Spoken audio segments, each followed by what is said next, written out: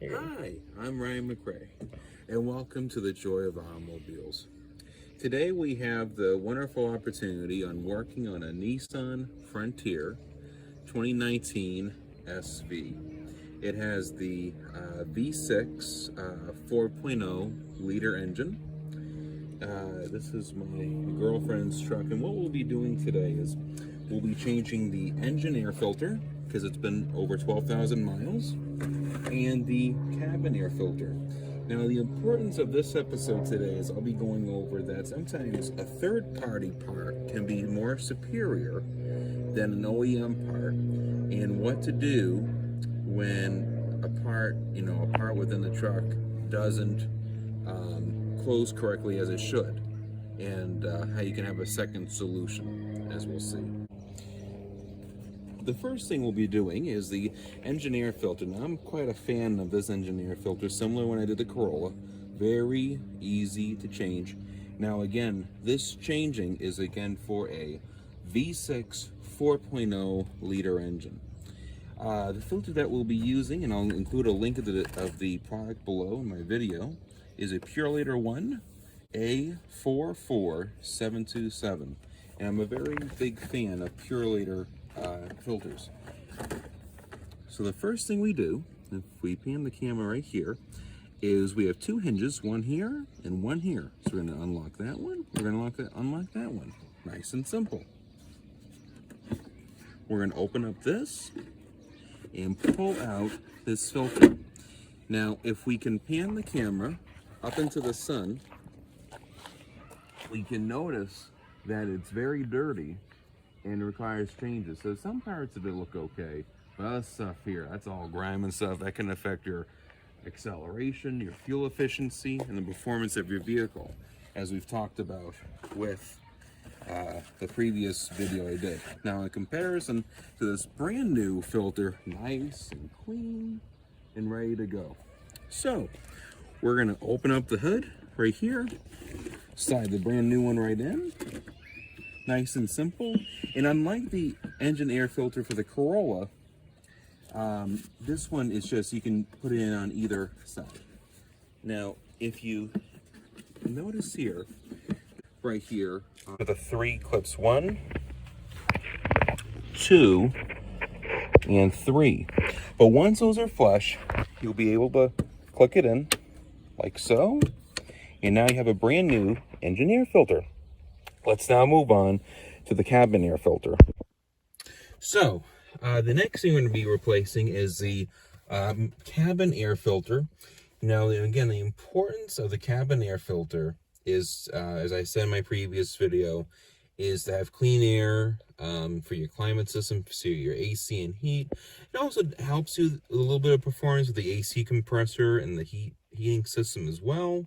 But mainly it's also just, the main purpose of it is to help you just breathe better air.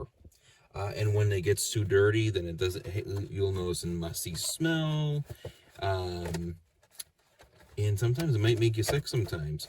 And again, like I said in my previous video, filters are put in to help people breathe better. So, again, just like the engine air filter, you want to change these filters once every 1 year or 12,000 miles.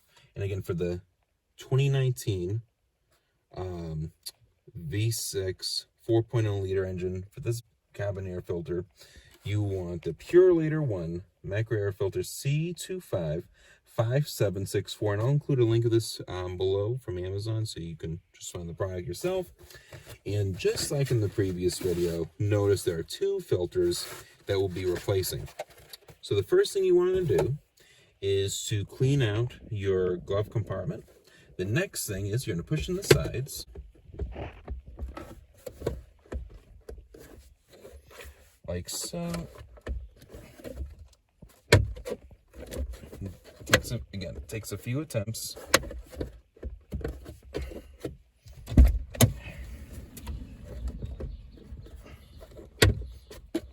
we go. And notice there's a little arm, a little pulley here.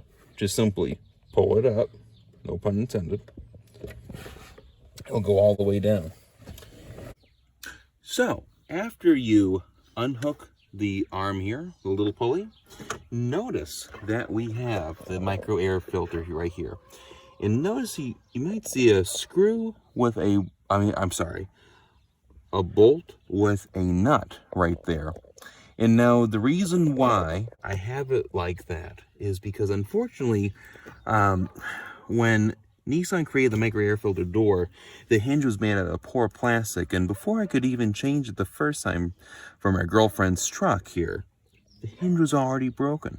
But luckily, as we will see, that Nissan was smart enough to put a hole there with a little thing to hold it in, with a bolt and a washer, or a screw and a nut. So, in this case, we're going to unscrew it, and unscrew it to the point where it's loose enough where you can just take it off.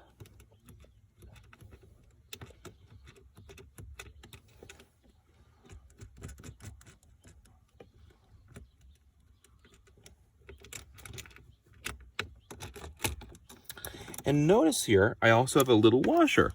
So by doing that, it's never going to fall off, and that's really big. Because when I put it back in, all I have to do is just make sure that this little washer gets in there, and I pull it back, it's right in the place, and I can just easily screw it back in.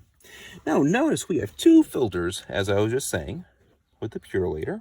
I'm going to pull out the first one, and now notice how dirty it is. There's even a beetle on this. And folks, that's why the micro air filter was invented, for that type of specific reason. Having little critters and stuff. You certainly don't want to breathe that in. And notice with this one here, no bugs, but a lot of ragweed, a lot of grime and dirt and stuff. And for the people who are allergic to pollen, that's not a fun day right there. So we got our first filter. Now notice here, if we can zoom in, notice that it says, just making sure, we want to make sure it says airflow and the arrow is pointing down. That way we know that's where the air is going to be coming up from. Now let's just say, for sake of argument, airflow and instead the arrow going up, well, we just put it in the opposite way. But in this case, again, airflow, the arrow is pointing down, we know the air is pointing up or coming through up. We're just going to simply slide it in, like so.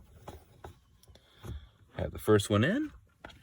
Next, again, making sure that the airflow is pointing down. We put in the second one.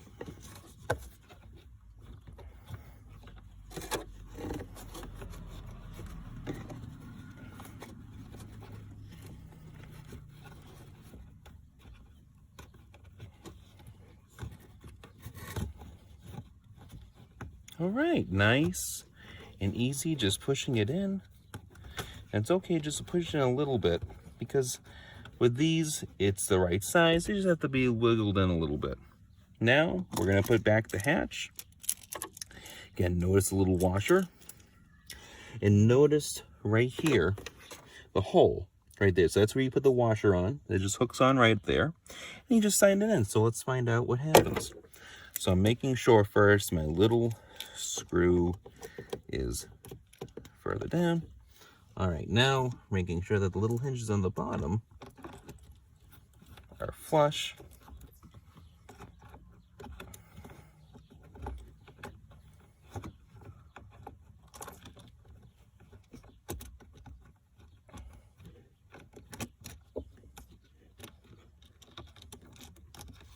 Okay, the hinges look good.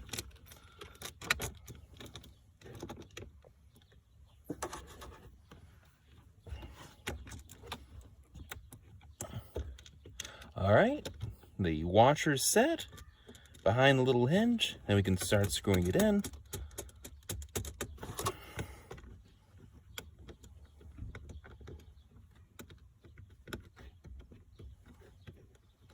All right, nice and secured.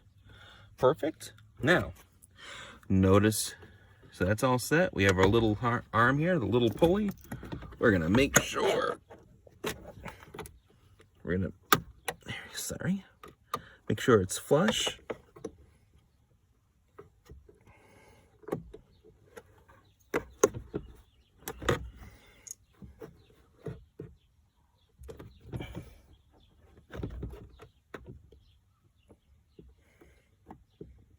and make sure that you grab it from that little golden thing right there. That way it's nice and easy for the little loop to get on the tooth here, the little claw. Then we just quietly push it in. Just like that, nice and simple. And now we have a perfectly installed cabin air filter. And as always, when we start up the engine, we want to make sure that the engine air filter sounds okay. And now with the engine air filter kicking in and nice clean air coming through the cabin air filter, we have a truck that's all ready to go for the next 12 to 15,000 miles. I hope you enjoyed watching my episode today.